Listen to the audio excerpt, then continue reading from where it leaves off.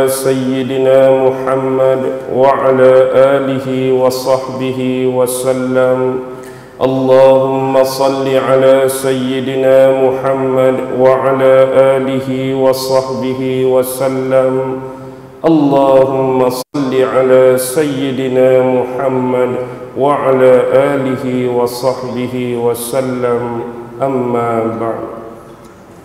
Alhamdulillah, syukur kehadrat Allah subhanahu wa ta'ala, kerana dengan limpah kurnia, rahmat, kasih sayang dan inayah daripada Allah subhanahu wa ta'ala, alhamdulillah, pada malam ini sekali lagi saya diberi keizinan dan kesempatan oleh Allah subhanahu wa ta'ala untuk bersama tuan-tuan, puan-puan, hadirin hadirat muslimin muslimat di sini. Alhamdulillah.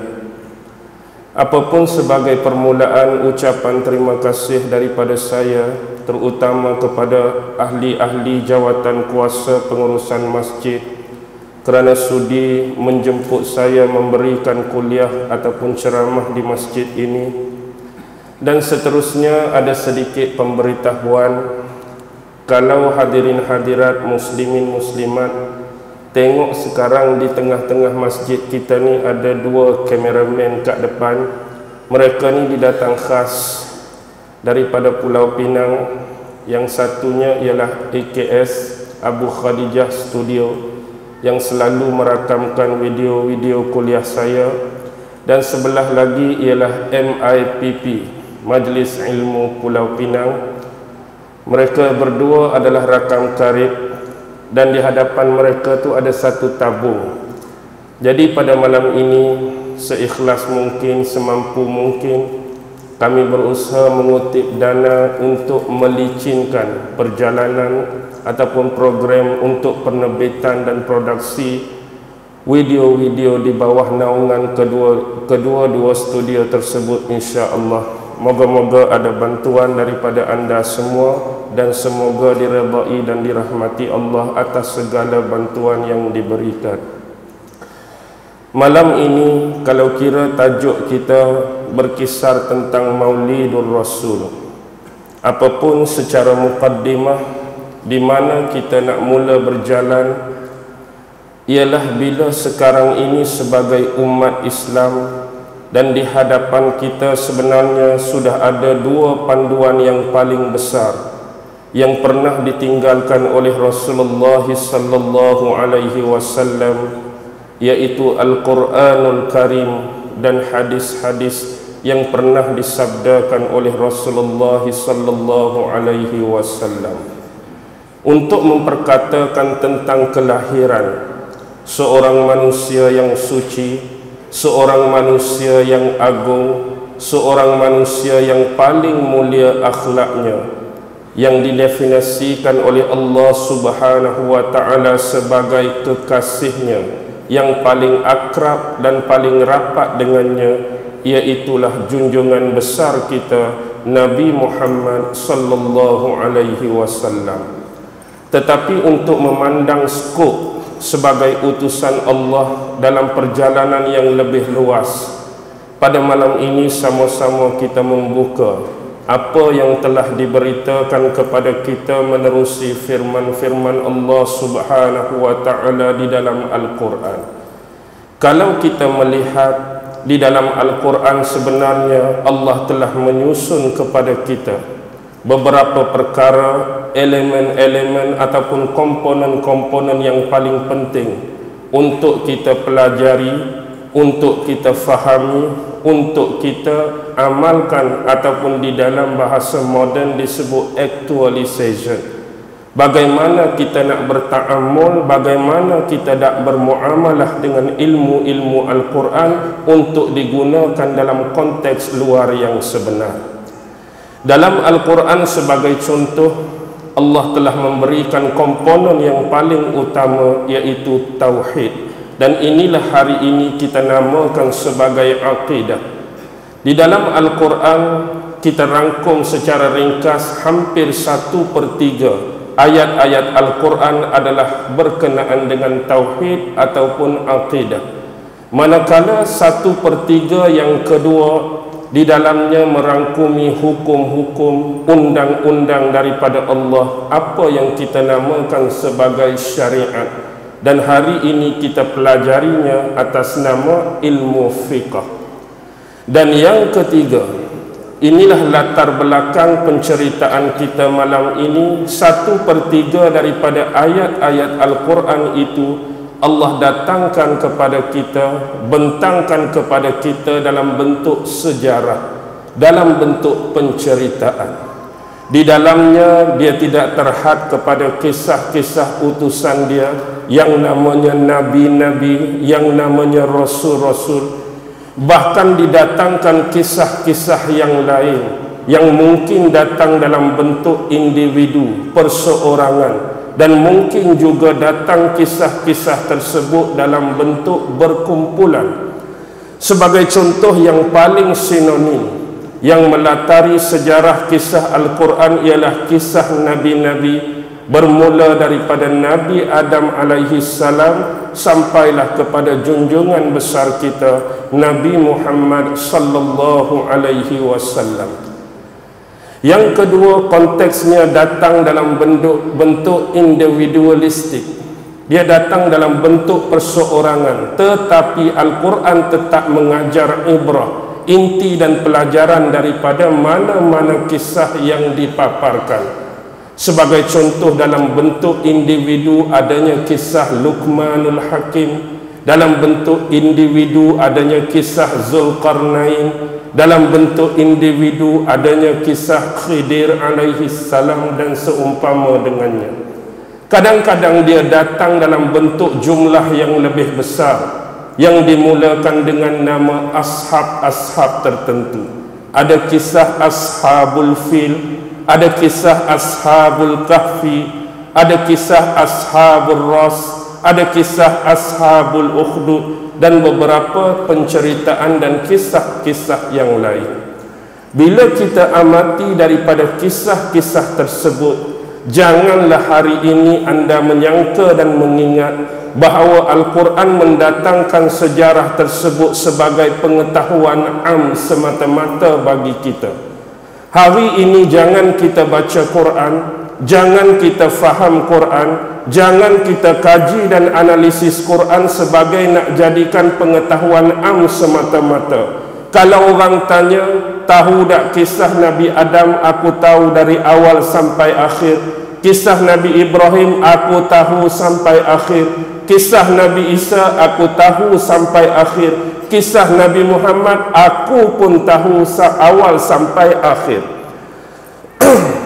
Perjalanan kita sebenar bukan setakat tahu dan memahami, tetapi di belakang, backup dia, di belakang itu ada event, di belakang itu ada peristiwa yang perlu dicungkil kembali dia punya ibrah, yang perlu diambil kembali dia punya pengajaran, kerana kebiasaannya latar belakang kehidupan kaum-kaum, bani-bani, puak-puak tertentu yang melatari kisah setiap Nabi itu akan muncul kembali di akhir zaman. Dan anda perlu bertindak dengan cara bagaimana Nabi dan Rasul tersebut mendakwahi kaum dia dan mengatasi permasalahan tersebut.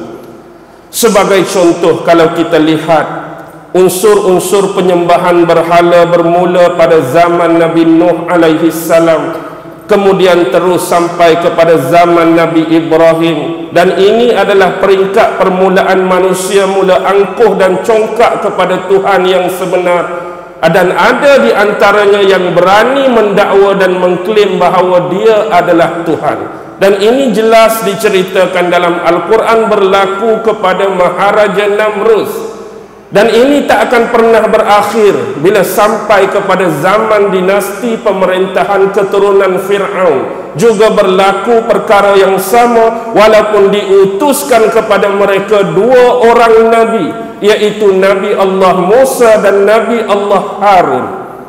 Begitu jugalah perjalanan sebelum itu yang berlaku kepada anak saudara Nabi Ibrahim, iaitu Nabi Lut alaihi salam, yang terpaksa berdepan dengan puak-puak kumpulan-kumpulan dan golongan-golongan yang melampaui batas cara kehidupan dan sosial mereka, sehingga menghasilkan kumpulan-kumpulan yang kita katakan lelaki menyukai lelaki, perempuan menyukai perempuan, dan perkara-perkara kebalikan daripadanya.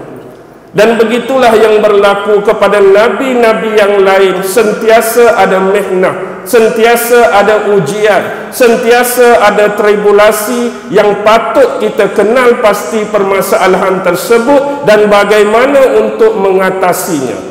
Akibatnya pada hari ini bila kita hidup dan kita didefinisikan sebagai umat akhir zaman benar, tetapi adakah kisah-kisah lama yang dirakamkan dalam Al-Quran, penyakit-penyakit jahiliyah umat terdahulu kekal sebagai sejarah, atau dia kembali ke zaman kita untuk mengulangi sejarah tersebut?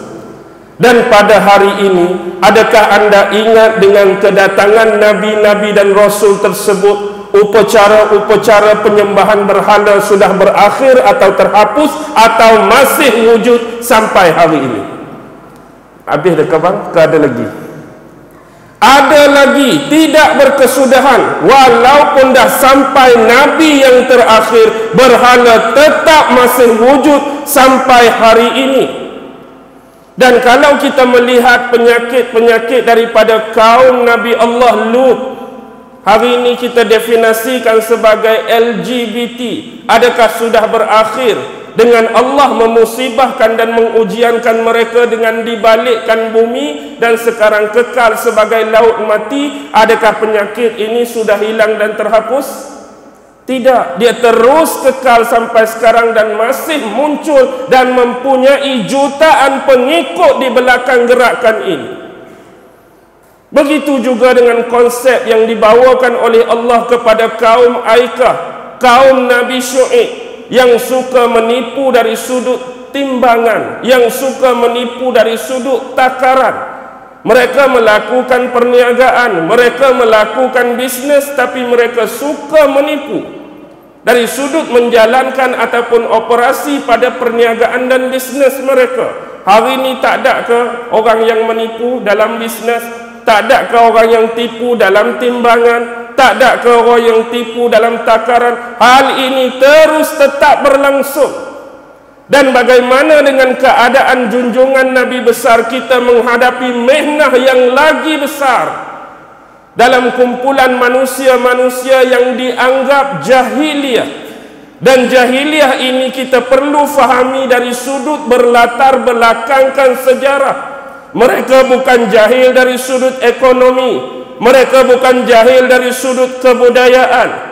Kalau nak katakan mereka jahil dari sudut ekonomi, kenapa mereka mempunyai kebanyakan peratusan yang besar pedagang-pedagang dan kafilah-kafilah yang menjalankan urusan perniagaan dari satu wilayah ke satu wilayah, dari satu tempat ke satu tempat? Ini bermakna mereka memahami konsep bisnes dan perniagaan. Mereka tidak jahil dari sudut ini. Kebudayaan pada zaman tersebut kita tahu, di Mekah sudah ada satu tempat yang dinamakan sebagai Pasar Ukas. Pasar Ukas ni pasar tempat untuk dipertandingkan kemahiran-kemahiran.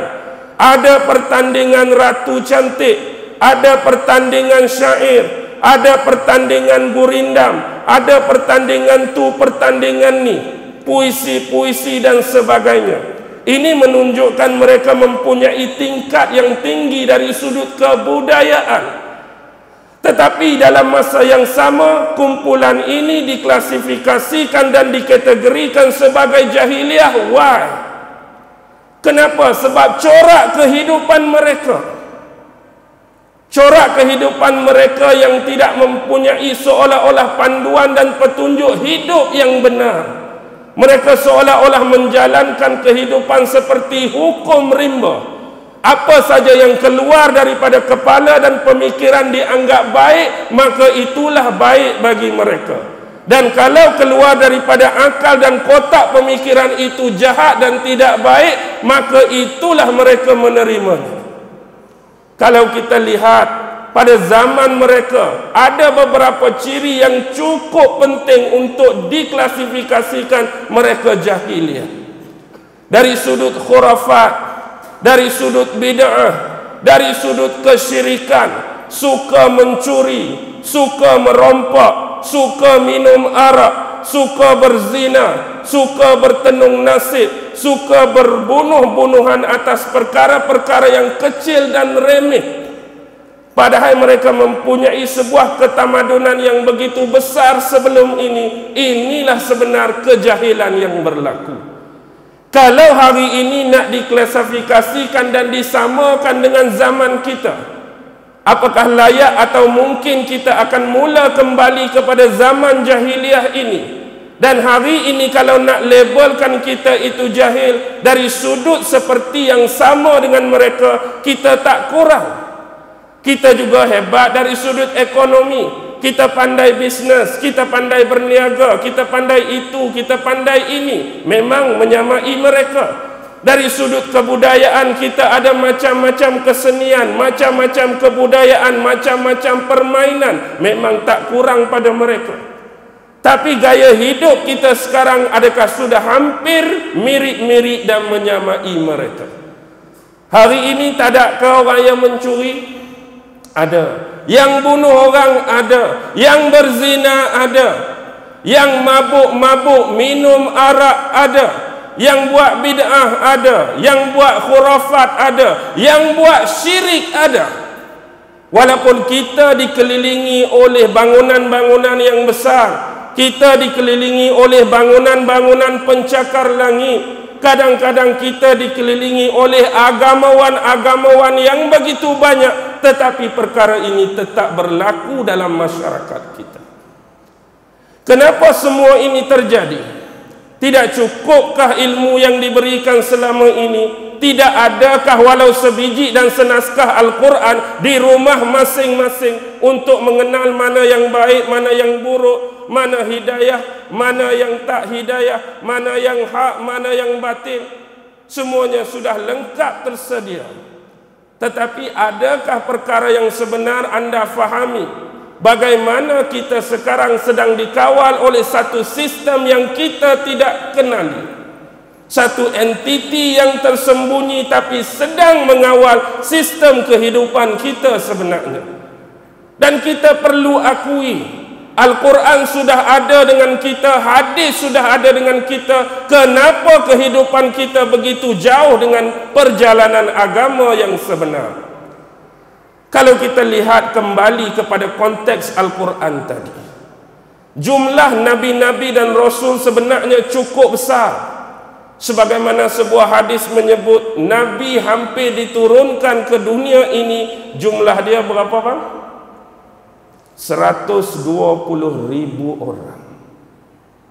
120.000 orang Nabi setiap belahan dunia. Mungkin ada namanya yang kita kenal menerusi bahan-bahan sejarah, manuskrip lama, catatan-catatan kuno dan sebagainya. Dan sebahagian besar langsung kita tidak kenali siapakah nabi-nabi tersebut.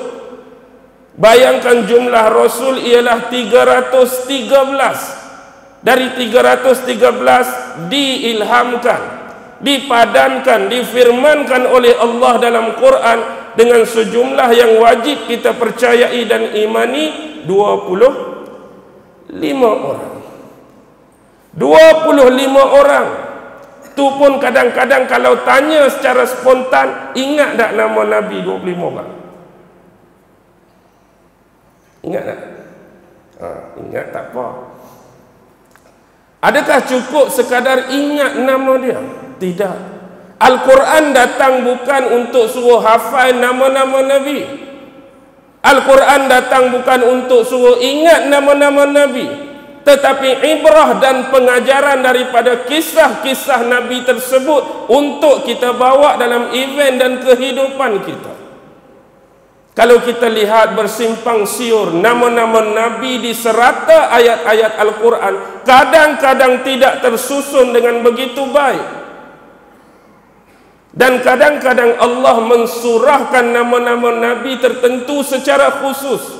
Antaranya nama-nama Nabi yang disurahkan ialah surah Yusuf, lagi Yunus, lagi Ibrahim, lagi Nuh, lagi Hud, lagi Muhammad, lagi tu antara beberapa nama Nabi yang disurahkan oleh Allah. Walaupun demikian, hakikatnya bila baca surah Nabi Ibrahim, tak ada ke kisah lain dalam tu, kisah Ibrahim saja.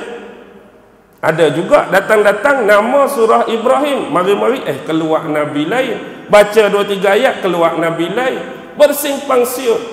Bahkan surah Muhammad sendiri pun bukan sepenuhnya kisah Nabi Muhammad. Tiba-tiba mari cerita lain, tiba-tiba mari nama Nabi lain, tiba-tiba mari nama Rasul lain. Tetapi dalam satu surah saja Allah rakamkan penuh dari awal sampai ayat terakhir cuma kisah Nabi ini tanpa dicampuri dengan Nabi dan Rasul yang lain, yaitu surah Nabi Yusuf. Begitu indah kisah ini sehingga Allah tidak mencampurinya dengan kisah-kisah Nabi dan utusan yang lain. Bila anda cuba menghadami Al-Quran dalam surah Yusuf, jelas pada kita sebenarnya bentuk sebuah kehidupan daripada awal sampai ke akhir adalah kisah sebenar kehidupan kita sebagai manusia. Cuba kita perhati rentetan demi rentetan. Bagaimana kisah Nabi Yusuf bermula dengan sebuah keluarga yang besar. Dia antara anak yang disayangi oleh bapa dia, iaitu Nabi Allah Yaqub. Dan ini kita dapat cam di dalam mana-mana keluarga. Seorang bapa pasti menyayangi dan mengasihi anak-anak dia. Tetapi dalam keadaan keramaian anak yang dipunyai, pastinya mempunyai kelebihan. Pada mana anak-anak tertentu yang lebih disukai, disayangi dan diberi lebih perhatian oleh seorang bapa. Dan ini berlaku kepada Yusuf.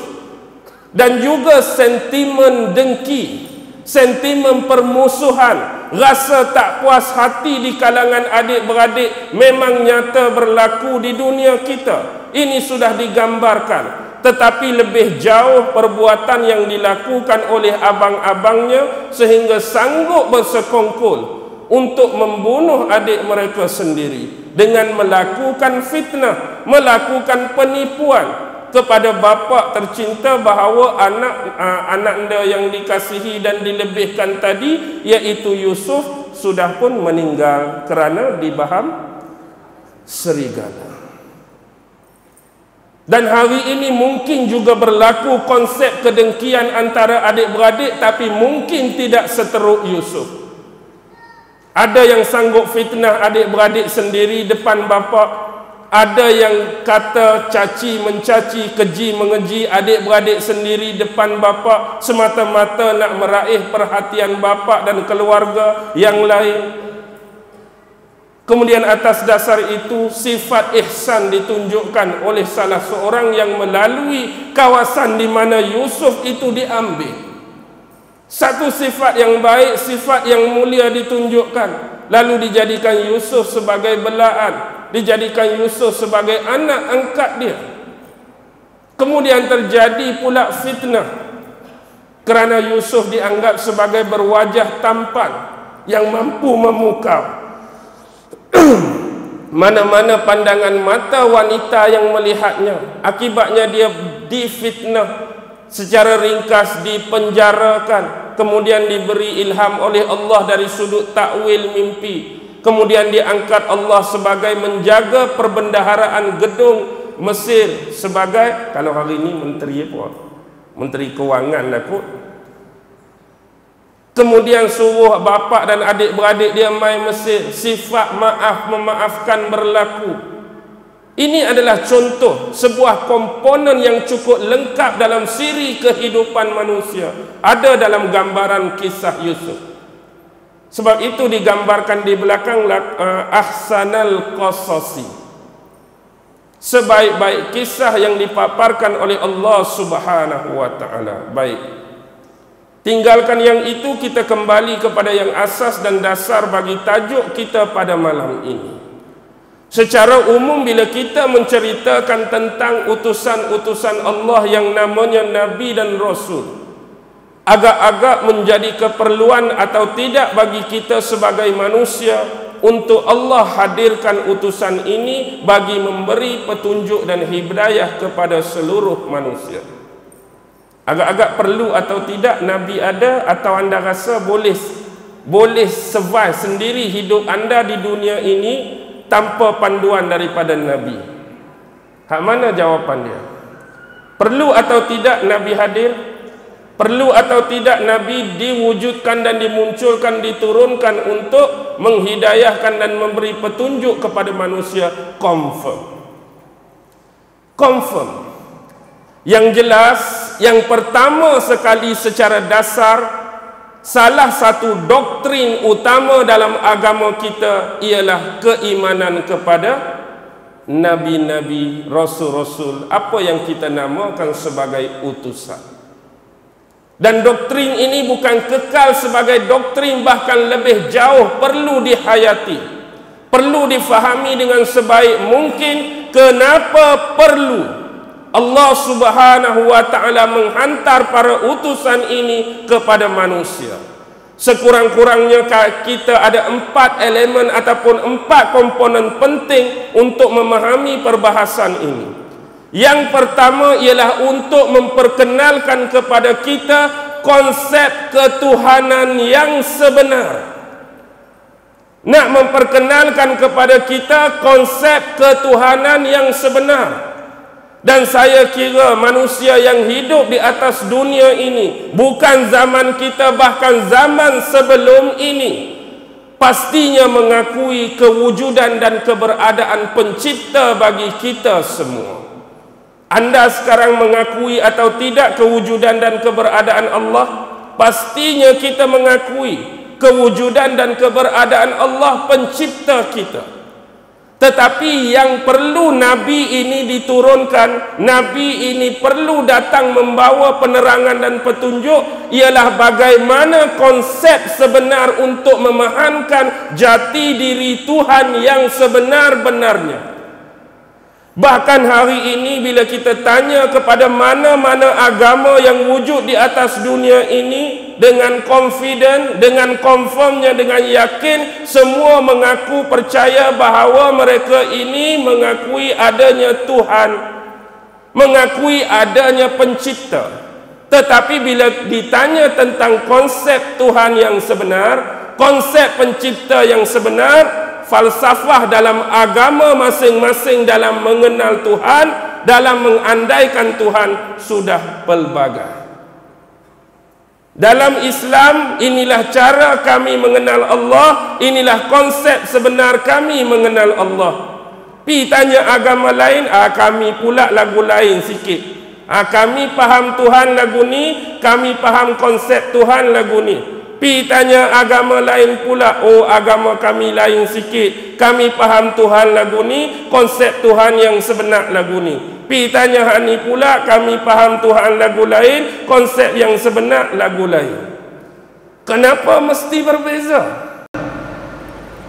Sedangkan kita memperakui Tuhan yang sama, Tuhan yang satu. Atau adakah sekarang Tuhan yang diimani oleh orang Islam berlainan, berbeza dengan Tuhan yang diimani oleh agama lain? Sama atau berbeza? Adakah anda pernah tanya soalan-soalan ini kepada penganut agama lain? Jangan kita mengambil sikap suka mengandai. Jangan suka mengambil sikap meraba-raba. Jangan suka mengambil sikap mengagak-agak. Fahami latar belakang yang sebenar, view yang sebenar, peristiwa yang sebenar, event yang sebenar, baru kita akan dapat jawapan. Hakikatnya kita semua sedang mencari Tuhan yang sama. Kita semua sedang menyembah Tuhan yang sama, walaupun hakikatnya dalam bentuk kepelbagaian. Apa yang cuma perlu kita betulkan ialah dari sudut apa? pemahaman yang sebenar tentang Tuhan dan konsep bagaimana nak mengibadahi Tuhan, bagaimana nak menyembah Tuhan dengan cara yang betul. Ini perlunya diutuskan Nabi-Nabi dan Rasul. Kalau tak ada Nabi-Nabi dan Rasul, kita akan membuat andaian dan perkiraan sendiri bagaimana cara nak menyembah dan mengibadahi Allah. Kalau tidak, kenapa surah Al-Kafirun turun pada Nabi Muhammad? Apa yang kami sembah tidak sama dengan yang kamu sembah. Bagaimana kami menyembah tidak sama dengan cara kamu menyembah. Inilah perbezaan yang sebenar di antara kita orang Islam dengan orang kafir. Itu totally confirm, kita perbezaan jelas di situ. Tetapi hakikatnya kemana hilangnya legasi 120.000 orang Nabi yang pernah diutuskan? Mana hilangnya legasi ajaran-ajaran 313 orang Rasul yang pernah memenuhi bumi dan alam semesta ini? Hakikatnya bila kita telusuri demi telusuri, kita pasti akan bertemu jawapan yang sebenar.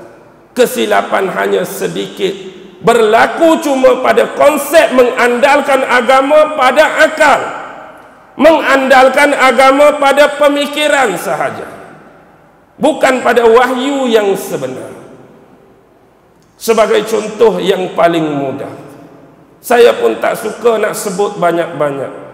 Kalau kita berbicara mengenai konsep Tuhan yang sebenar, jelas kalau ditanyakan kepada kita pada hari ini, kita pasti akan menjawab, Tuhan mana yang kamu sembah? Apa jawapan kita?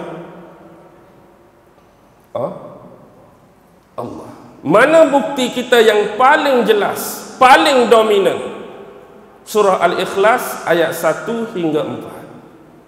Qul huwallahu ahad, Allahus samad, lam yalid wa lam yulad wa lam yakul lahu kufuwan ahad. Katakanlah wahai Muhammad, Allah itu Esa, Allah itu satu, Allah itu tunggal. Tidak ada kesyirikan dalam soal ini. Tidak ada lawan bagi Allah, tidak ada persamaan bagi Allah, tidak ada dua bagi Allah. Jelas bagi kita. Kalau kita beranggapan hari ini ada duanya bagi Tuhan, kita sudah melakukan kesyirikan. Adanya persamaan bagi Tuhan, kita sudah syirik. Adanya persaingan bagi Tuhan, kita sudah ada syirik. Allahus Samad, kepada zatnya lah bergantung segala sesuatu, tempat mengharap segala sesuatu, baik dari kalangan makhluknya yang paling besar sekalipun, bahkan sampai makhluknya yang tidak nampak pada pandangan mata kita sekalipun, semuanya mengharap dan memerlukan Allah. Lam yalid wa lam yulad, dan dia ini adalah zat yang tidak beranak. Dia tidak mempunyai isteri, dia tidak mempunyai legasi keturunan yang akan menurunkan anak-anak yang bakal menjadi pewaris tahta ketuhanan. No. Dan dia juga tidak mempunyai kedua orang tua, bukan sebelum ini dia wujud dan dilahirkan oleh ibu ataupun bapa Tuhan, tetapi wujud dia adalah wujud azali. Dan dia tidak setara, sekufu dan sama dengan mana-mana pun, sama ada dari sudut makhluk atau luar makhluk dia. Jelas bagi kita, ini akidah bagi kita Allah Subhanahu wa ta'ala. Kalau kita berpaling kepada konteks agama yang lain, kenapa dalam agama Kristian dinaikkan doktrin Trinity? Perlu apa doktrin Tuhan keluarga ini? Adakah Nabi Isa alaihi salam dulu mengajarkan umat-umat dia, khususnya sahabat-sahabat dia yang dilabelkan Al-Quran sebagai Al-Hawariyun, ajaran ataupun doktrin ini? Tidak sama sekali. Nabi Isa alaihi salam dijauhkan dan tidak pernah mengajarkan unsur-unsur khurafat, bid'ah dan unsur kesyirikan ini. Jadi dari mana asalnya datang doktrin Trinity? Bila kita latari sejarah, jelas bagi kita bahawa menganggap Nabi Isa sebagai Tuhan ini bermula selepas tahun 325 Masihi. Tidakkah kita rasa cukup janggal ataupun cukup pelik kalau kita membuat perkiraan tarikh kelahiran sebenar bagi Nabi Isa 1 Masihi anggaran, dan dia diangkat oleh Allah sewaktu berusia 33 tahun. Maksudnya 33 Masihi Allah angkat Nabi Isa. Tapi selepas 33 sampai 324 Masihi, umat-umat pengikut Nabi Isa tidak pernah ada dakwaan klaim mengatakan Nabi Isa ni anak Tuhan. Perjalanan ini diteruskan sebagaimana keaslian wahyu yang diturunkan pada dia. Isa cuma utusan Nabi dan Rasul bagi Allah. Tetapi selepas berlaku persidangan di Nisia 325 Masihi, keputusan sudah diumumkan oleh Maharaja Konstantin. Selepas ini dalam akidah agama Kristian wajib berakidah dan mempercayai bahawa Yesus itu anak Tuhan. Dari sudut logik dan kejanggalan, sebelum ni Nabi saja, lepas 325 baru jadi anak Tuhan. Tak rasa lucu, tak rasa janggal, tak rasa pelik. Tapi bagaimana orang-orang Kristian boleh tertipu dengan ini semua? Padahal doktrin Trinity lebih awal lagi bermula pada zaman Namrus Nuh. Bermula pada awal zaman Fir'aun Nuh. Dibawa menerusi agama pagan, agama kuno lama daripada kerajaan dan Maharaja Rom, diputar belikkan dan disesuaikan untuk dijadikan sebagai agama baru yang perlu diakidahi oleh pengikut-pengikut Isa. Atas dasar fitnah yang paling besar yang dilemparkan kepada Nabi Allah inilah kita semua antara dua agama yang paling besar, yang mudah-mudahan kalau Allah memanjangkan usia dan umur kita, dia akan datang kembali dalam bentuk the second coming untuk menghapuskan fitnah-fitnah yang sudah bertebaran sejak sekian lama. Jelas kalau kita perhatikan induk kitab bagi agama Kristian hari ini, nak cari kebenaran bukan tengok pada pemeluk, nak cari kebenaran bukan tengok pada penganut. Kadang-kadang pemeluk dan penganut setiap agama dah caca merba. Kadang-kadang mereka buat yang dah di luar batasan dan had agama. Jadi jangan hukum agama atas dasar tindak tanduk pemeluk ini. Kalau nak cari kebenaran terus tiun pada kitab dia. Jelas walaupun mereka hari ini ada 4 Injil yang kita namakan Mark, Matthew, John dan Luke, tetapi cuba kita selami satu demi satu. Jelas dalam Injil Mark pasal 12 ayat 29. Maka berkatalah Yesus kepada mereka, sesungguhnya hal yang terutama ialah, dengarlah wahai Bani Israel, sesungguhnya Tuhan kita ialah Allah dan dia adalah Tuhan yang Maha Esa. Jelas siapa Tuhan sebenar. Yesus dah bagi tahu Allah dialah Tuhan Maha Esa. Kenapa perlu datang selepas dia doktrin Trinity?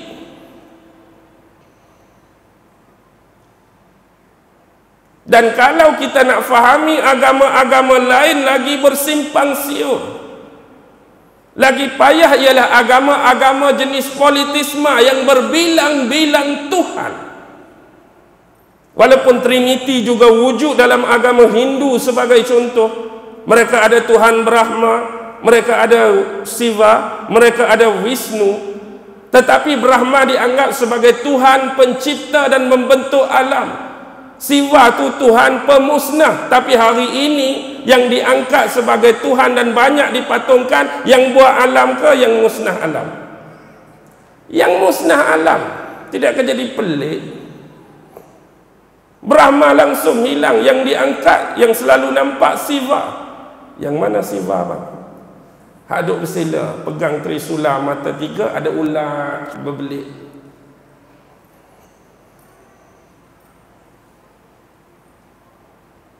Trinity tetap wujud, tetapi hakikatnya avatar demi avatar mula muncul.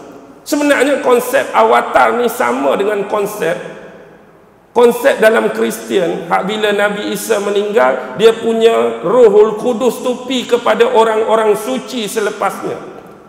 Jadi bila dia pi kepada orang-orang suci selepasnya, dia punya kuasa, dia punya power, boleh mengampunkan dosa orang lain. Menitislah pada pedri-pedri, pada bishop-bishop, pada kardinal-kardinal. Dosa dia sendiri pun tak tahu Allah ampun ke tak nak ampun dosa orang lain. Antaranya avatar yang paling popular, avatar Krishna. Tuhan Krishna, Tuhan mana?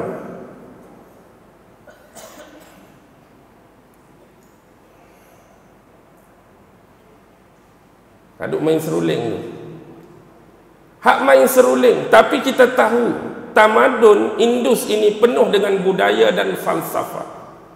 Bila saya melihat patung ini buat kali pertama, perkara pertama ialah sebelum ni bila kita belajar dengan guru-guru kita tentang falsafah ilmu tasawuf, di sana ada disebutkan antara hubungan sang peniup, suara seruling dan seruling. Kita tak nampak patung pada awalnya. Mungkin orang yang baru dia akan tengok patung, dia akan tengok berhala, dia akan tengok dari sudut kesyirikan.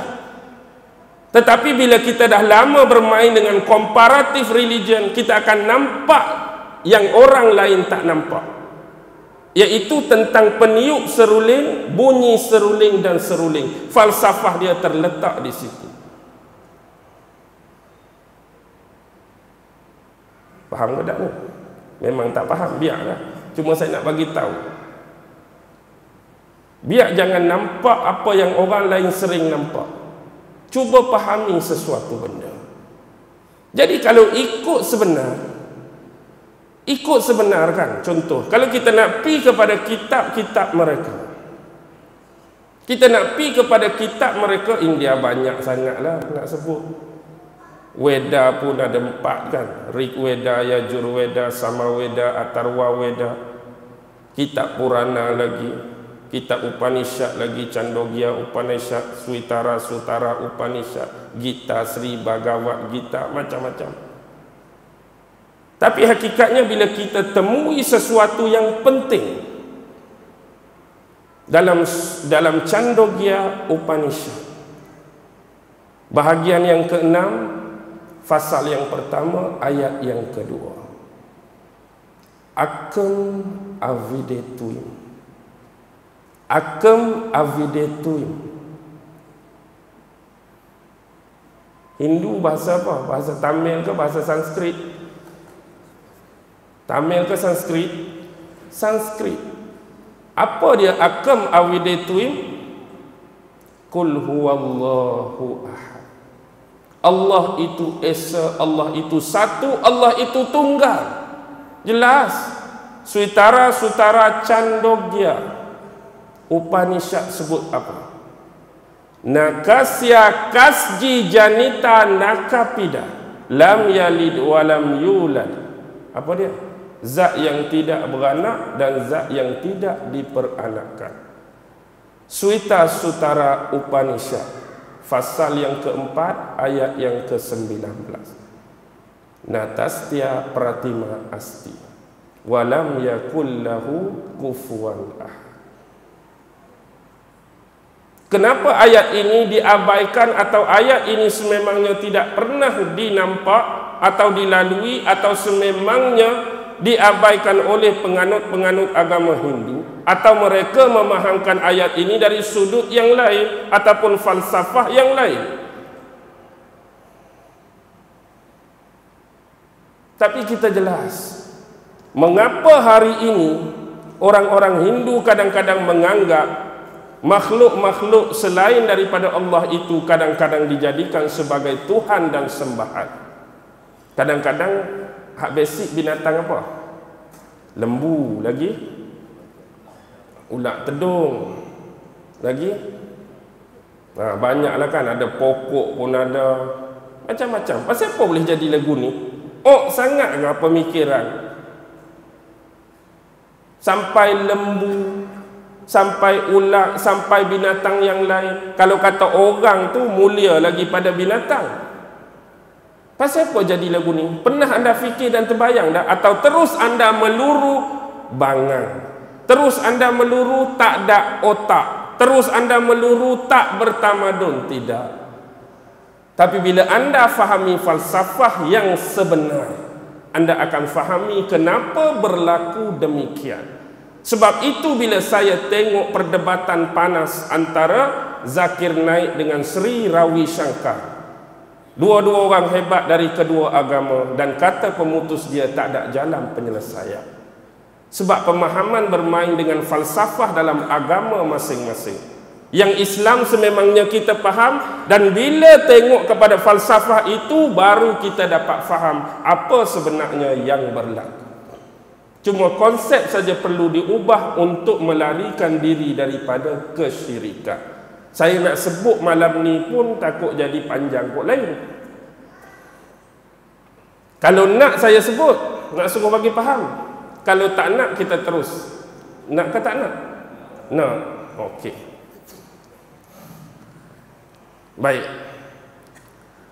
Konsep pada syahadah kita. Bila kita sebut tentang syahadah, asyhadu an la ilaha illallah, cukup berhenti. Asyhadu, kita bersaksi, kita memperakui, kita berikrar, kita menegaskan. La ilaha illallah, ada berapa perkataan? La ilaha illallah, ada berapa kalimah? Apa? 4. La ilaha illa Allah. Benar. Kita dah lama ucapkan syahadah, tapi persoalan dia, bila kali terakhir anda mengucapkan syahadah dengan penuh pemahaman? Bila anda mengucapkan syahadah kali terakhir dengan penuh tertib?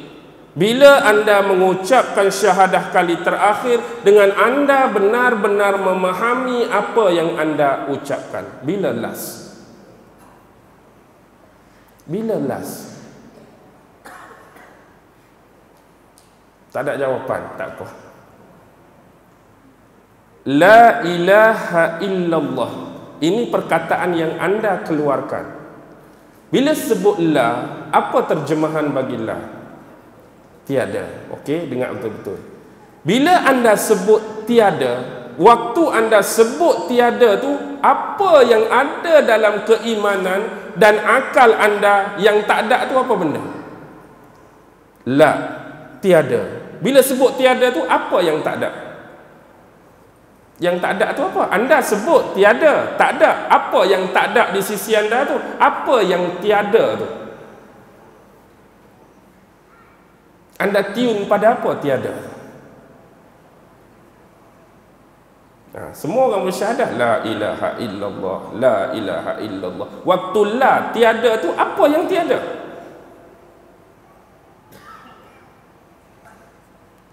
Syatori, apa yang tiada? Baik. Ini saya bagi pemahaman peringkat tinggi ya. Peringkat tinggi. Dan ini ikut acuan ilmu saya dan boleh digabungkan dengan mana-mana acuan. Baik. Bila kita sebut la, tiada itu, maksudnya kita menafikan dan menghilangkan semua apa yang dinamakan sebagai makhluk. Yang ingat masa tu yang ada, yang wujud cuma Allah. Bila sebut arash, tak ada.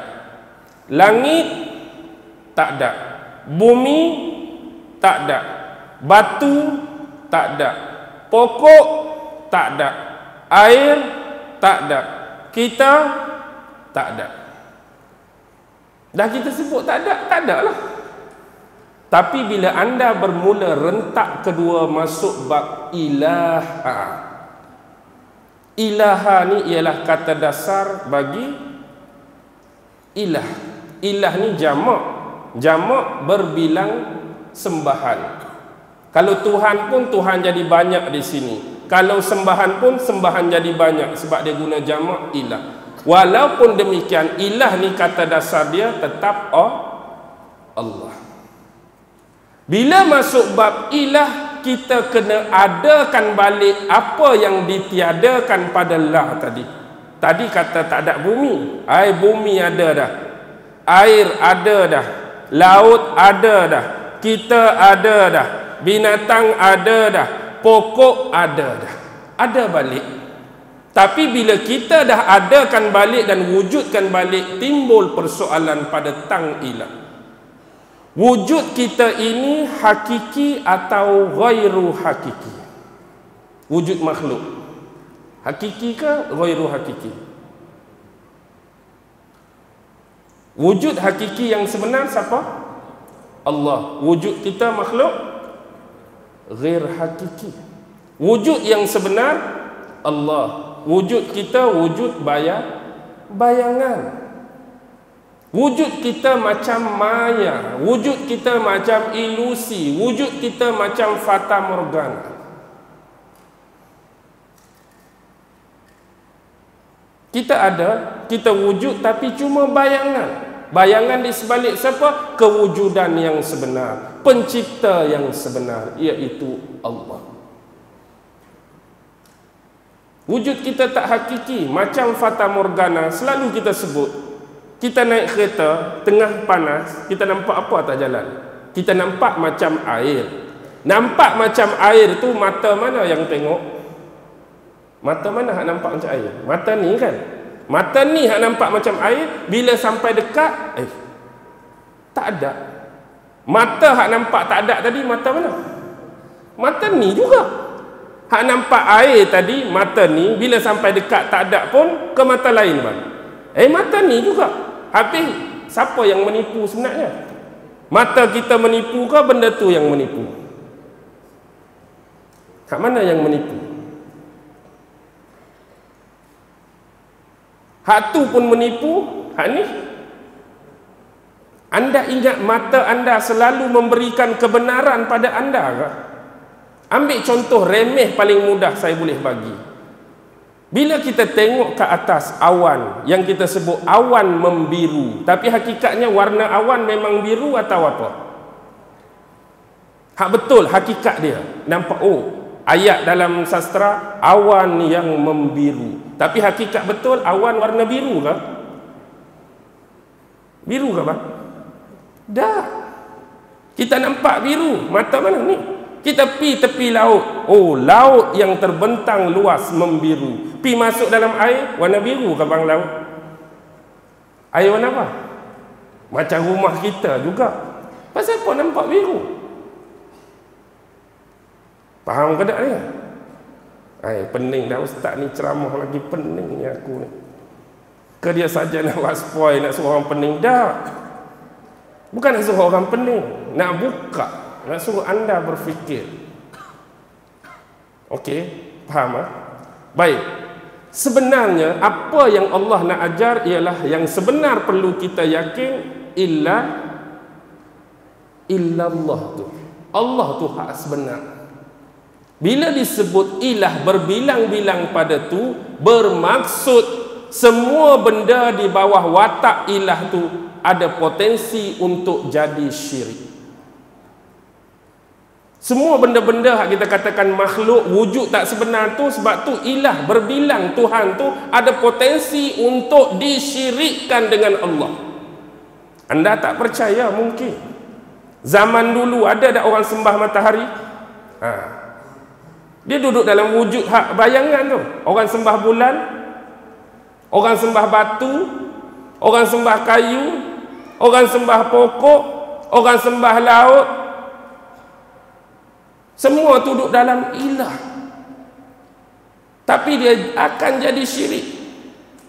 Dia ada potensi jadi syirik. Dan ini dah memang dinyatakan dalam sejarah. Semua benda-benda yang disebutkan tadi sudah diilahkan. Sudah disyirik berserta dengan pencipta yang sebenar, iaitu Allah. Tapi apa yang Allah nak ajak sebenarnya pada ilah ialah bila kita ni wujud bayangan, bila tengok kepada benda-benda tadi, apa yang anda nampak? The first yang anda perlu nampak bukan pada benda tu, tetapi di belakang benda tu siapa? Di belakang benda tu siapa? Bila tengok matahari, pencipta kepada matahari wujud bayangan ni siapa? Allah. Tengok batu, nampak? Allah.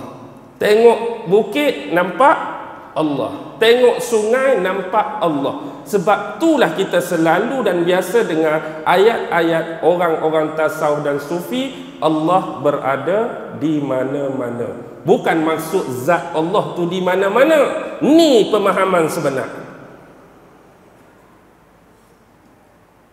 Kita tak nampak wujud bayangan. Kita nampak wujud bayangan, wujud hak nombor satu lebih awal kita nampak. Hak tu yang agama nak ajak pada kita. Di belakang event tu kita nampak Allah, ingat Allah. Bila manusia tak ingat hak di belakang tu, dia akan jadi materialisme, dia akan tertarik dengan benda tu saja. Hari ni pandang duit, cuma nampak duit. Pandang kereta kita, cuma nampak kereta. Pandang rumah kita, cuma nampak rumah. Pandang bini kita, cuma nampak bini. Hakikatnya di belakang tu siapa? Allah, Allah, Allah, Allah. Sebab itulah bila kita fermentasikan dan gabungkan ini dengan pemahaman falsafah dia. Contoh, dia bawa anak jalan tepi sungai. Tiba-tiba dia gelincir, anak tu jatuh dalam sungai. Tiba-tiba mari seekor burung ambil anak tu, selamatkan, terbang-terbang, jatuh atas ribaan dia. Dia pun akan kata apa kat burung? Standard filem-filem Hindu atau Tamil. Dia akan kata apa? Oh, burung tu macam bayangan Tuhan yang tolong datang. Last sekali dia akan puja, dan sebenarnya bukan burung tu. Di belakang tu. Nampak? Konsep tadi, hak di belakang burung tu. Tapi hak zahir nampak dia duk buat ni. Tiba-tiba rimau mari nak terkam anak dia. Mari gajah besar, gedeguk, pam. Bagi satu pendang kat muka rimau, terpeleok rimau. Dia akan buat apa kat gajah tu? Tuhan menghantar gajah ni pada seolah untuk mengingatkan aku. Last kali buat patung gajah, bubuh bunga. Sebenarnya bukan tiun pada gajah tu sebenarnya tu. Hak di belakang gajah tu. Apa yang perlu ubah? Sikit saja. Sikit saja. Hak ni yang kita perlu belajar. Jadi kalau kita tak memahami latar belakang yang sebenar, Allah, bodohnya duk sembah gajah, bodohnya duk sembah patung. Bukan patung tu hak sebenar. Di belakang tu falsafah sebenar yang kita tak faham. Tapi walaupun tak faham, dia tetap syirik sebab menduakan Tuhan. Betulkan hak tu, betulkan konsep tu saja.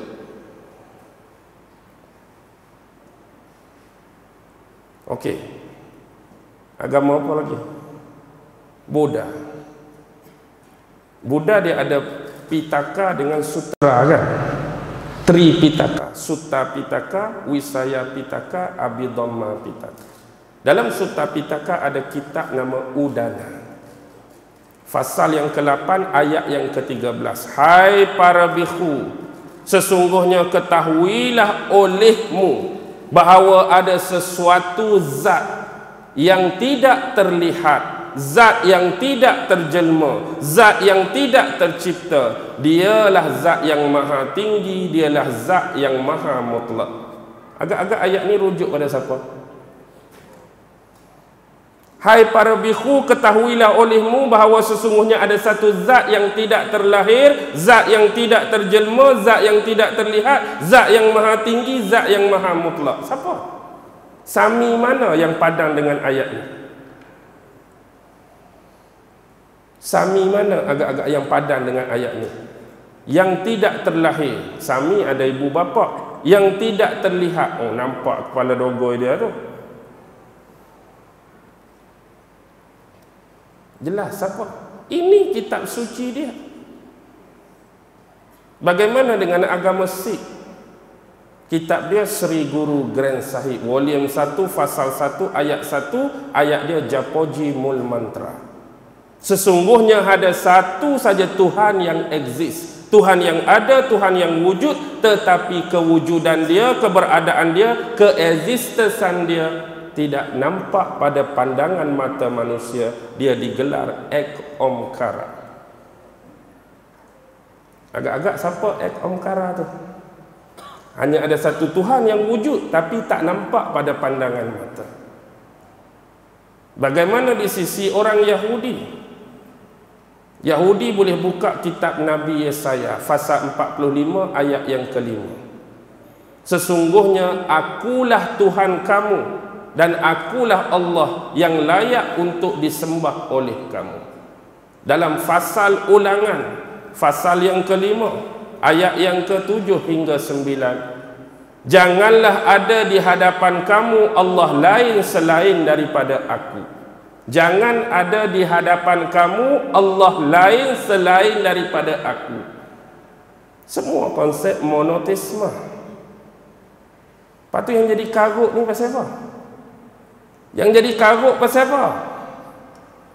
Sebab sudah banyak masuknya penyelewengan-penyelewengan di dalam kitab, masuknya penyelewengan-penyelewengan di dalam ibadah, masuknya penyelewengan-penyelewengan di dalam tata cara kehidupan beragama.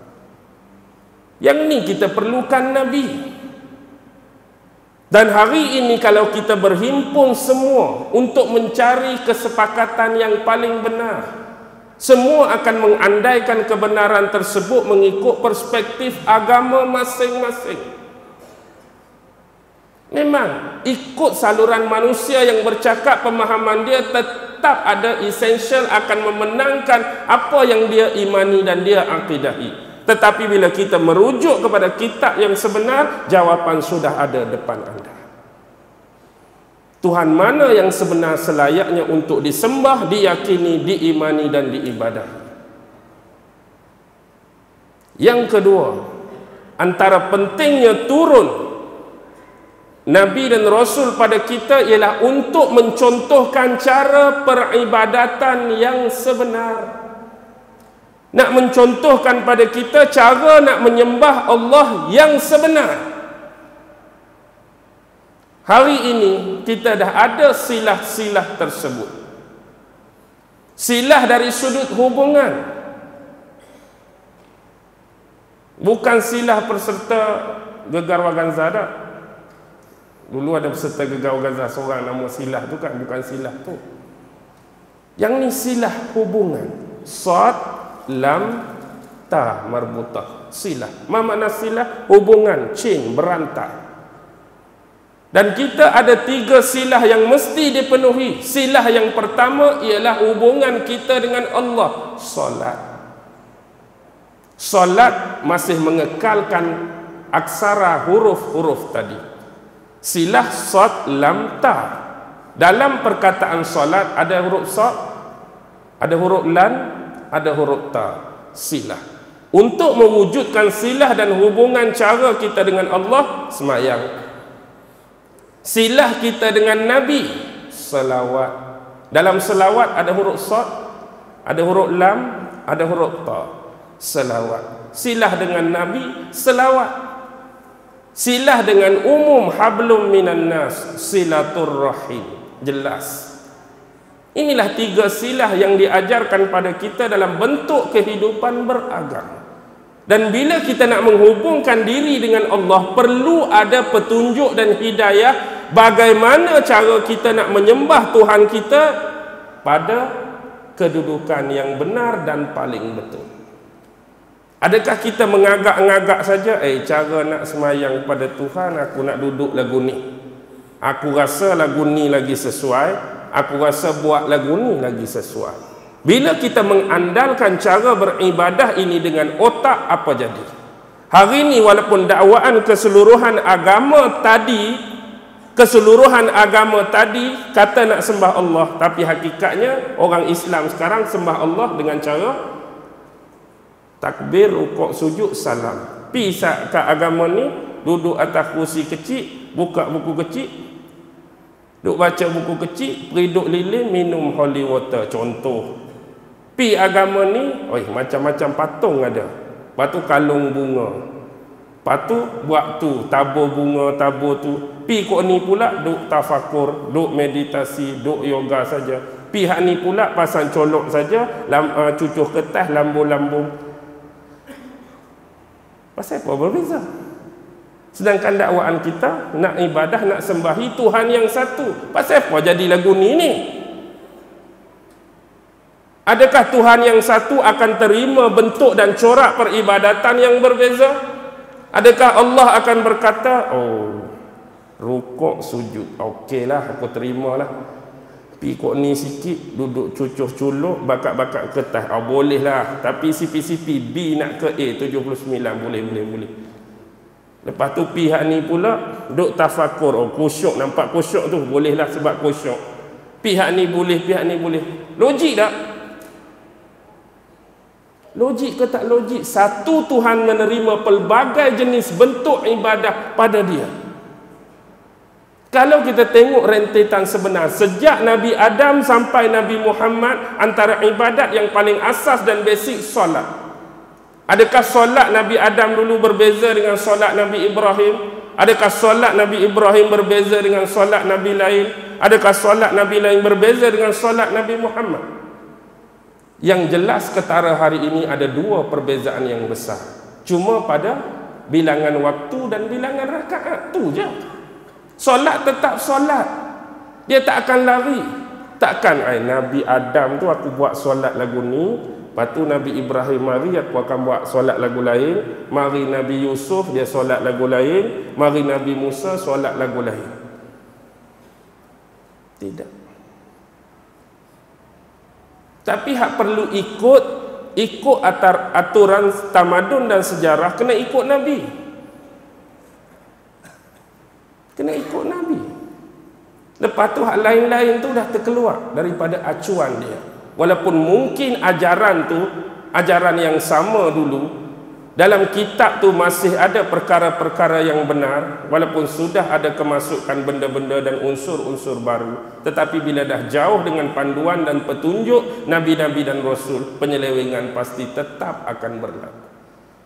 Dan ini adalah janji iblis, bahawa dia tak akan pernah berhenti sampai hari kiamat untuk menyelewengkan dan menyesatkan akidah manusia. Dah janji dia. Dan ini bukan terjadi secara kebetulan. Antara event yang zahir dan permainan entiti yang kita tak nampak sebenarnya berterusan. Dan sememangnya fitrah manusia ini suka kepada sesuatu yang lebih daripada dia. Suka kepada benda yang dianggap wow, yang dianggap yang dianggap wonderful, yang dianggap super. Kalaulah zaman hidup dia ada seorang boleh keluar sayap terbang, pasti dia akan didewakan. Anda percaya atau tidak? Padahal bukan Tuhan lagi. Mungkin ada di kalangan dia seorang belajar satu ilmu, keluar sayap, lepas tu terbang. Orang tu akan disucikan, dikultuskan, didewakan. Sebab orang ni fitrah dia, emosi dia suka kepada sesuatu yang dia nampak lebih. Yang dia nampak tu lebih pada kita, lebih pada orang, lebih pada dia. Dah fitrah. Jadi bila ada sesuatu perkara terlebih, dia akan membawa kepada landasan nak mengibadahi, nak menyucikan, nak mengkultuskan benda tu. Contoh kita kata, kebetulan dia duduk bawah pokok, kebetulan lah. Aku ni bernazar lah, aku ni tak ada anak. Kalaulah ditakdirkan aku ada anak lah, aku nak buat lagu ni. Tiba-tiba balik mengandung. Bini dia mengandung. Macam mana boleh mengandung? Dia fikir, aku ingat aku duduk bernazar bawah pokok besar tu lah. Lepas tu tiba-tiba orang lain ada masalah, dia pun bagi saranan. Dulu aku pun tak ada anak, tapi aku duduk bawah pokok tu, aku buat nazar, mengandung sungguh. Kawan tu pun bukan nak menazar tu dah, nazar minta Nombor dah lah. Wahai penjaga pokok, apakah nombor yang akan naik minggu depan? Contoh, jatuhlah daun. Sekali jatuh 2, lepas tu jatuh yang kedua 4, jatuh yang ketiga 3. Tengok cara jatuh ni 2, 4, 3, 6. Aku tikam 2, 4, 3. Kebetulan naik sungguh nombor tu. Agak-agak apa jadi kat pokok tu lepas ni? Agak-agak apa jadi? Anda boleh tahu kesan dia. Tambah-tambah pi yang ketiga jadi juga, pi yang keempat jadi juga, siap. Siap ada pagak pula lepas tu. Ada penjaga, nak masuk RM10 seorang. Pokok keramat boleh menunaikan segala hajat permintaan anda. Ini biasa berlaku. Sebab apa? Dah pokok tu ada kelebihan. Sebab tu orang dulu puja pusu lah. Tahu pusu? Pusu jantan dah. Pelik-pelik, tahu tak? Sebab apa? Sebab benda tu lebih saja. Dan dia anggap benda tu lebih, walaupun dia tahu tu cuma tanah. Dia tahu tu cuma pokok. Yang dia tu sebenar lagi mulia sebagai makhluk Tuhan yang nama manusia. Tapi dah ini fitrah. Maksudnya ibadat yang sebenar mudah analogi macam ni. Saya ni rasa nak kahwin. Saya berkenan kepada seorang perempuan, saya berkenan kepada seorang wanita. Tapi saya nak bagi dia hadiah dan saya mengandaikan apa yang dia suka dengan otak sendiri. Berkenan aku dekat perempuan tu, wanita tu, tapi nak bagi hadiah ni, kita andaikan mesti perempuan tu suka ni. Padahal tak tahu lagi. Kita pula minat otomotif, motor besar. Kita pun beli sebiji motor besar, bagi kat perempuan. Okey, saya nak berkenalan, ambillah motor besar sebagai hadiah. Perempuan tu bukan jenis suka motor besar. Dia pun masam muka. Saya bukan suka benda-benda lagu ni. Habis you suka apa sebenarnya? I suka bunga mawar je. Apa yang perlu buat? Tanya apa yang dia suka. Tanya apa yang dia suka. Kan senang, sederhana. Oh, you suka bunga mawar? Beli bunga mawar 2-3 kuntum, bagi. Menyenangkan hati dia. Ni mengandaikan pergi beli motor. Begitulah juga dengan enologi ini. Nak tahu baik atau buruk, berkenan atau tak berkenan, perlu ada panduan. Mana baik di sisi Allah, mana yang Allah tak suka, mana yang Allah redha, mana yang Allah tak redha, bukan akal kita tentukan. Agama yang dibawa oleh Nabi itu yang tentukan. Faham ke tak? Okey. Masjid sini selalu berapa jam paling lama? Baru pukul 9. Lama dah ni. Boleh pergi lagi ya? Dua lagi. Yang ketiga, mengajarkan syariat kehidupan. Mengajarkan syariat kehidupan. Sebab kehidupan kita bukan hanya tertakluk kepada hablum minallah semata-mata, tapi ada satu lagi, hablum minan nas. Hablum minallah beribadat tu. Hablum minan nas pun kena jaga.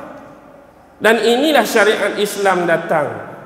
Apa yang kita tengok dalam kitab-kitab dan buku-buku fiqh, bermula daripada taharah, bab semayang, bab puasa, bab zakat, bab haji, terus kepada bab muamalat, terus kepada munakahat, terus kepada jinayat, terus kepada ekonomi, terus kepada sosiologi, terus kepada kenegaraan, terus kepada hubungan dua hala dan sebagainya.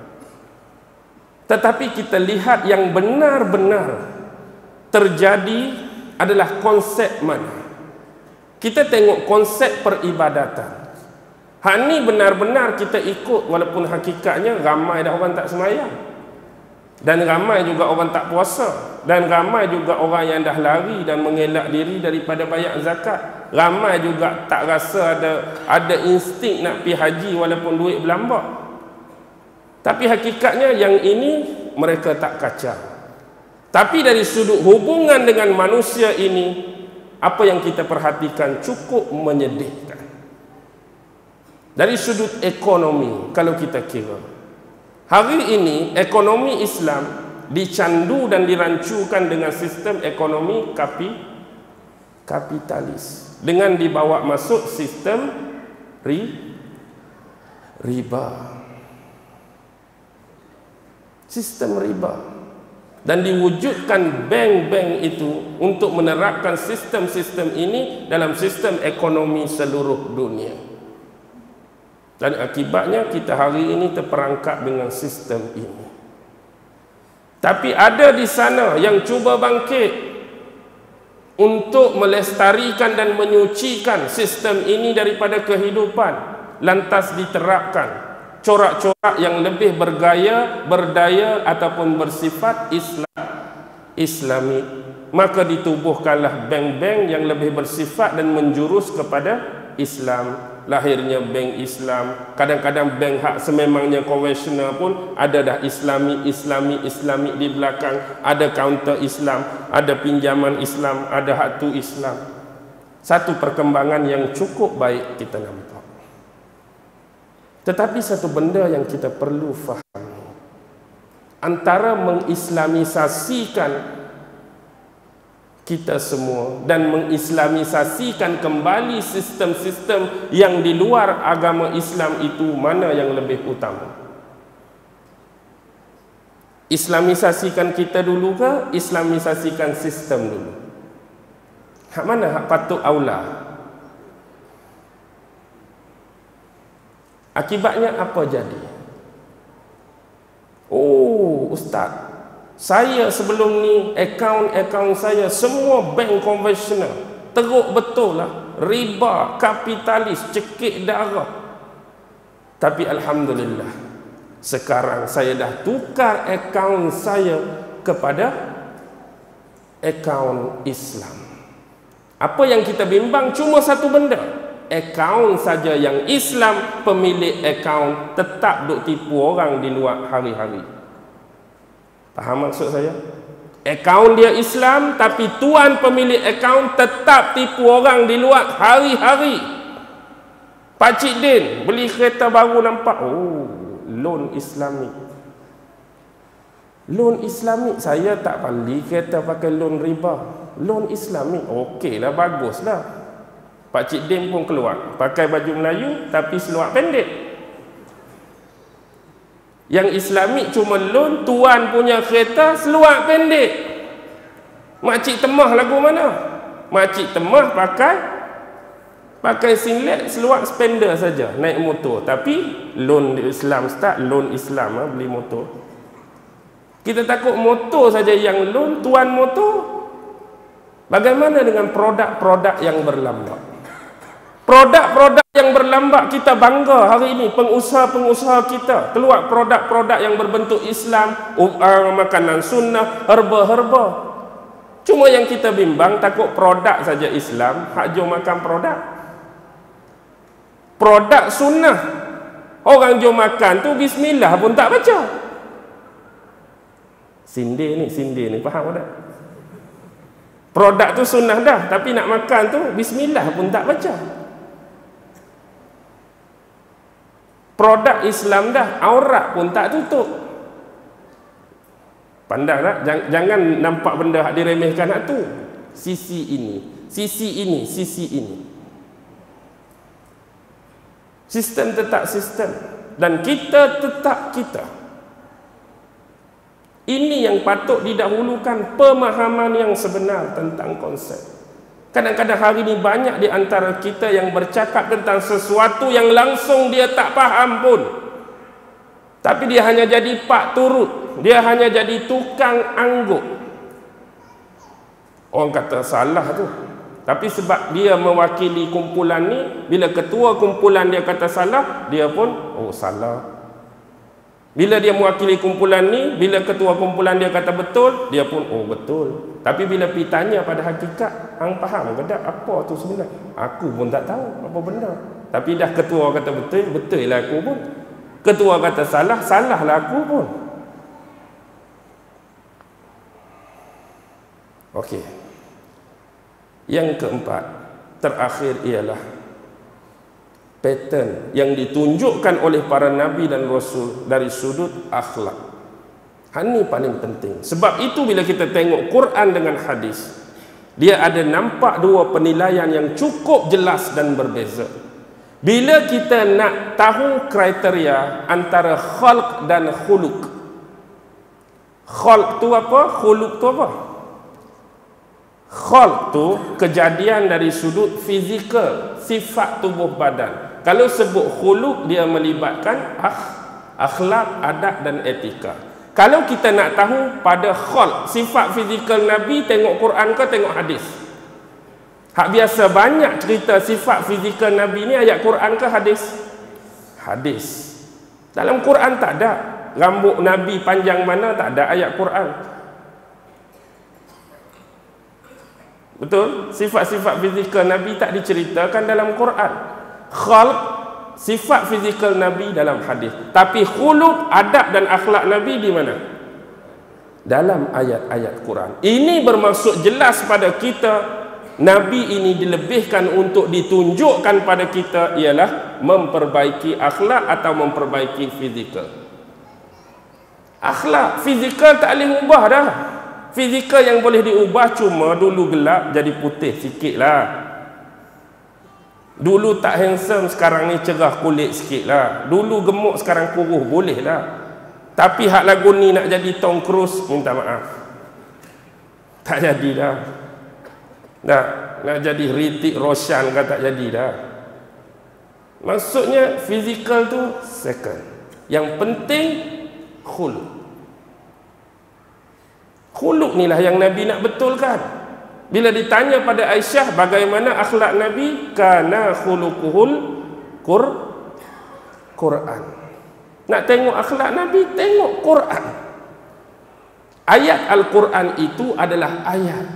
Tetapi ayat Al-Quran itu kalau dikeluarkan dalam bentuk rupa, ayat Al-Quran kalau dikeluarkan dalam bentuk peribadi, siapa dia? Nabi Muhammad sallallahu alaihi wasallam. Sudah jelas. Dan kalau kita nak kira hari ini, kita setiap tahun sambut Maulidur Rasul, betul. Dan ini pun jadi perbahasan dan saya pun malah nak bercakap. Bid'ah tak bid'ah, isu maulid. Dia bukan isu bid'ah tak bid'ah, biar dulu. Isu kita duk buat setiap tahun ni pun, kita duk buat tiap tahun ni pun orang jauh dah dengan sunnah Nabi. Kita duk buat tiap-tiap tahun ni pun orang tak kenal Nabi. Kita duk buat tiap-tiap tahun pun suruh sebut anak Nabi pun tunggang terbalik. Kita duk buat tiap-tiap tahun ni pun tanya sahabat Nabi 2 orang saja hak kenal. Bayangkan kalau langsung tak buat, apa jadi?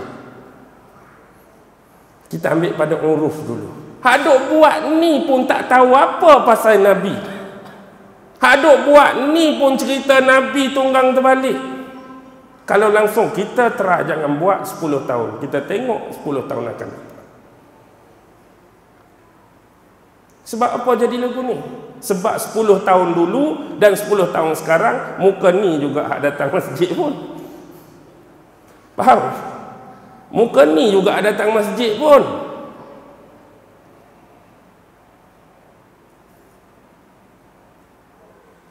Maulid.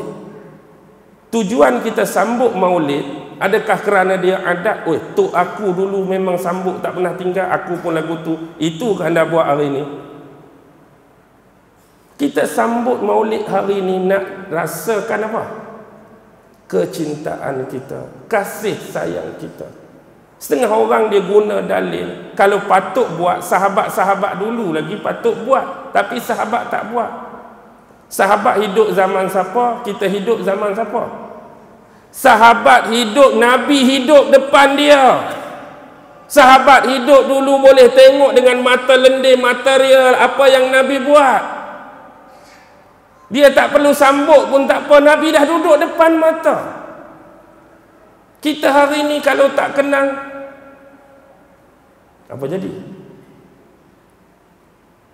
Tak diperingatkan. Sebab dalam maulid disebut benda-benda macam ni, cerita-cerita Nabi. Yang kadang-kadang kita tak ada ilmu pun tentang Nabi. Kita tak ada ilmu pun tentang sirah. Kita tak ada ilmu pun tentang baginda. Diperkenalkan pada kita, kita dapat mengenali dengan lebih dekat, lebih rapat dan lebih mengetahui. Ada kebaikan dia dari sudut itu untuk menanamkan rasa kecintaan pada dia. Dan anda perlu ingat event-event yang pernah turun pada Nabi, sekarang saya jelaskan satu persatu. Kerana adanya Nabi Muhammad lah peristiwa Isra Mi'raj berlaku. Kerana Nabi Muhammad lah berlakunya nuzulul Quran. Kerana Nabi Muhammad lah berlakunya perang Badar. Kerana Nabi Muhammad lah berlaku perang-perang yang lain. Kerana Nabi Muhammad lah berlaku perjanjian Hudaibiyah. Kerana batang tubuh Nabi Muhammad lah berlaku Fathu Mekah. Kerana Nabi Muhammad lah berlaku peristiwa hijrah. Dan kalau kita nak ingat semua ini adalah kerana Nabi Muhammad sallallahu alaihi wasallam. Dan kenapa kita memperingatkan setiap event-event yang besar tadi sebagai salah satu syiar dalam agama? Adakah ini menjadi satu kesalahan? Dan kita perlu mengerti ini, kalau tidak kerana Nabi, pasti event ini tak akan berlaku dan berlangsung. Cuma untuk mengingat dan mengenang kembali, nak meraih kasih sayang dan cinta dia. Dan setengah orang berpendapat nak bagi sayang Nabi, ikut sunnah Nabi lah. Ikut sunnah Nabi.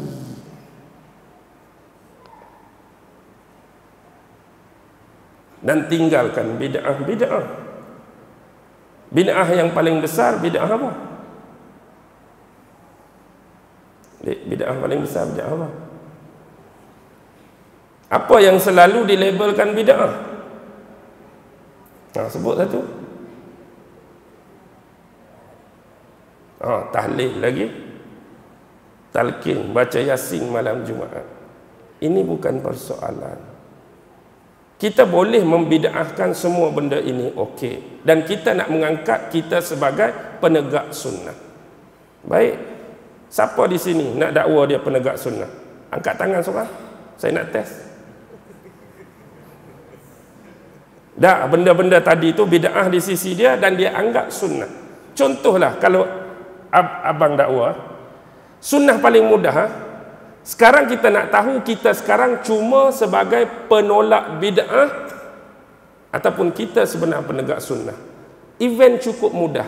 Nabi bekalkan doa-doa yang ringkas dan pendek daripada kita bangun tidur sampai tutup mata. Cuba baca doa pakai baju. Lepas mandi nak pakai baju dah.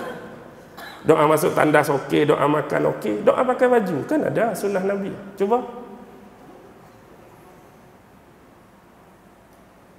Tak saja ni.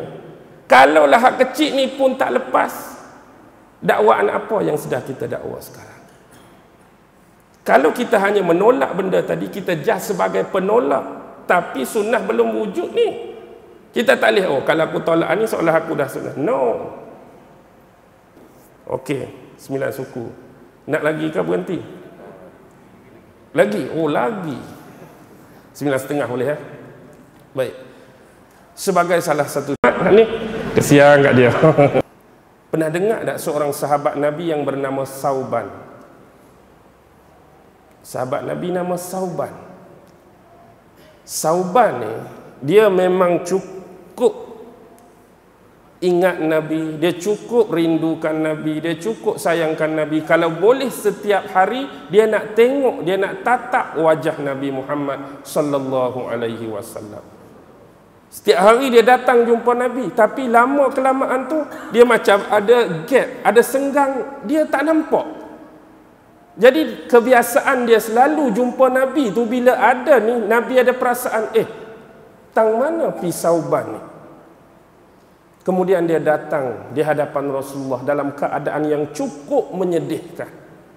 Maksudnya seolah-olah seperti gambaran seorang yang tidak terurus kehidupan dia. Boleh bayang tak orang yang tak terurus ni? Mungkin penampilan kita selalu macam ni, tiba-tiba mari rambut pun kusuk masai, mata merah, tak cukup tidur, baju pun tak steril. Kalau untuk event kita sekarang lah. Dalam keadaan tu Rasulullah tanya, pasal apa kamu jadu lagu ni? Lalu dia kata, wahai Rasulullah, bila aku berada di rumah dengan isteri dan anak-anak aku, bila aku rasa teringat dan rindu kepada kamu, Aku ni sanggup meninggalkan anak dan isteri ni semata-mata datang walaupun cuma untuk lihat kamu. Aku ni sayang sungguh dekat kamu, cinta sungguh dekat kamu, kasih sungguh dekat kamu melebihi kasih sayang dan cinta aku kepada isteri dan anak-anak aku. Jadi bila aku tak datang lama tu ialah kerana bila tiba waktu malam, siang tak apa, aku rasa teringat duduk kat rumah pun aku main jenguk kamu, tengok kamu. Tapi bila tiba waktu malam aku terfikir satu benda, iaitu kalaulah ditakdirkan Allah salah satu di antara kita pergi mendahului, sama ada aku ke akan mati dulu atau kamu pun akan diwafatkan dulu oleh Allah, aku bimbang kedudukan kita di akhirat ni sudah tidak sama. Kalau waktu hidup atas dunia ni rasa rindu boleh pergi tengok, rasa teringat boleh pergi tengok, rasa nak jenguk boleh pergi tengok. Tapi bila mahsyar besok, yang confirmnya kedudukan kamu wahai Rasulullah pastinya di syurga yang paling tinggi bersama dengan saudara-saudara kamu di kalangan nabi-nabi dan rasul yang lain. Tapi bagaimana dengan aku? Kalaulah aku masuk syurga sekalipun, mungkin syurga yang aku dapat di level yang paling rendah. Aku tak dapat dah nak jumpa dengan kamu macam selalu hari-hari aku buat ni. Itu kalau dapat masuk syurga. Kalau aku ditakdirkan Allah ke neraka, lagilah aku tak dapat langsung untuk bertemu dengan kamu. Sebab aku duk fikir hal ni lah aku jadi macam ni. Jadi tak macam orang hang tengok ni. Sampai tahap tu dia fikir pasal Nabi. Nabi tak boleh bagi jawapan. Nak bagi jawab apa Kak Sauban ni bila dia kata lagu ni? Lalu seketika kemudian turunlah Jibril alaihi salam membawa firman dan wahyu daripada Allah, surah An-Nisa ayat 69. Wa man yuti'illaha war rasul faulaika ma'al ladzina an'ama Allahu 'alaihim minan nabiyyin was-siddiqin wasyuhada'i was-salihin wa hasuna ulaika rafiqa. Sesiapa yang benar-benar mentaati perintah daripada Allah dan perintah rasul-rasulnya, dia akan bersama dengan orang-orang yang Allah anugerahkan nikmat ke atas mereka, iaitu orang-orang yang terdiri daripada kalangan nabi-nabi, para syuhada, orang-orang soleh dan orang-orang yang benar. Dan itulah sebenarnya sebaik-baik teman. Maksudnya empat kumpulan ini dalam tafsir bagi hadis ini mempunyai peluang untuk bertanya khabar di antara satu dengan yang lain, walaupun syurga yang dimiliki oleh mereka mempunyai ranking level yang berlainan. Contoh, ini contoh bodoh, jangan kaitkan dengan hadis. Contoh bodoh, kalau kita ada rumah flat ada 5 tingkat, maksudnya hari ni I rasa nak naik tingkat atas, nak pergi tanya khabar. Mak sihat ke mak? Okey, beres, aku turun. Lepas tu hak atas pula nak pergi tingkat 3. Okey, sihat, dah makan? Okey, turun.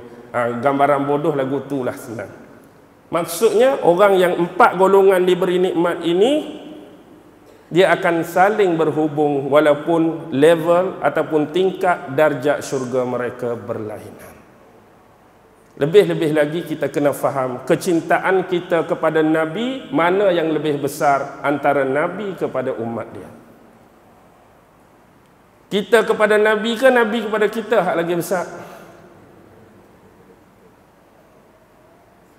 Pernah kan ditanya kepada Sayyidina Umar, wahai Umar, antara aku dengan isteri kamu yang mana kamu kasihi? Antara aku dengan isteri kamu, kamu. Antara aku dengan anak kamu, kamu. Tapi bila ditanya soalan terakhir, antara aku dengan diri kamu sendiri, hak mana kamu lebih kasih? Aku dengan diri kamu, apa jawapan Umar? Minta maaf wahai Rasulullah, aku tak boleh bagi jawapan. Berikanlah aku sedikit masa untuk aku berfikir. Tahap Sayyidina Umar. Tanya dengan anak, beres.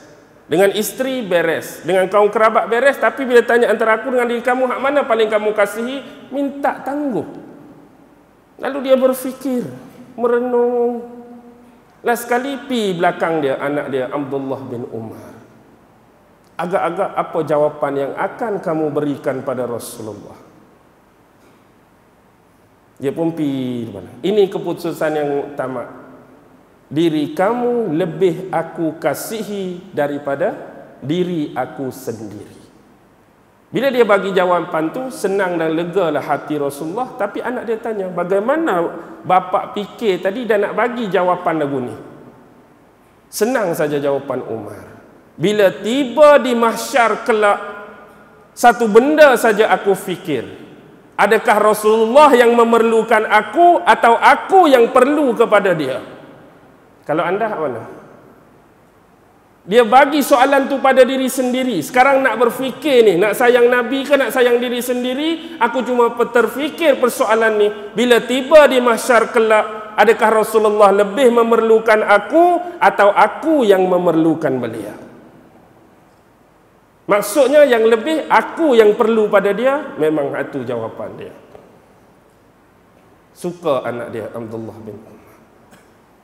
Ini adalah bukti-bukti kecintaan para sahabat. Belum lagi kita cerita pasal Sayyidina Abu Bakar. Itu memerlukan version yang panjang lagi lah. Tapi ni pun abang kata kira tahap lama dah, kira sini tak? Saya pun nak demam dah sebenarnya 2-3 hari ni, pergi sana pergi sini. Tapi alhamdulillah lah, masih Allah sihatkan. Suara tu dah bunyi dah serak-serak sikit kan. Dah bunyi dah suara-suara hak tak best tu. Tapi apapun, saya nak berhenti dah ni. Alhamdulillah, kira ni terakhir malam. Hak malam last dah ni. Ni masjid last dah ni. Hak malam. Esok ada satu lagi siang. Tu last sebenar di Masjid Nurul Iman Rawang. Hak tu pun sebab apa? Sebab dipaksa. Sebenarnya hak ni last. Ada seorang jemaah perempuan tu, dia kata macam mana pun ustaz kena mai.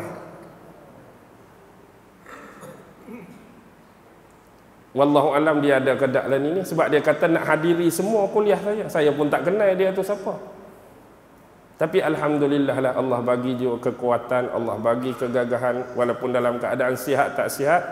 Alhamdulillah. Dan saya harap pada malam ini minta laluan sekiranya ada di hadapan saya alim ulama, tuan-tuan guru, bagi komen, bagi kritikan, perbetulkan saya sekiranya tadi ada sebarang unsur-unsur kelemahan dan kesilapan.